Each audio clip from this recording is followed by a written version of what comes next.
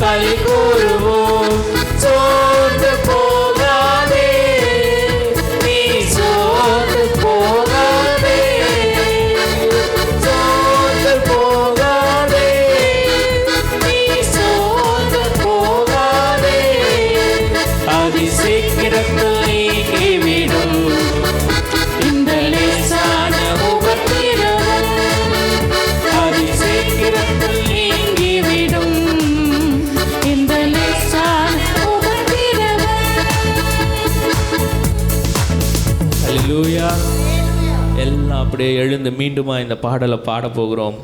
இந்த நாளில் ஆண்டவர் நம்மளோடு பண்ணின உடன்படிக்கை நினைத்தருள்கிறவராயிருக்கிறார். ஹல்லேலூயா.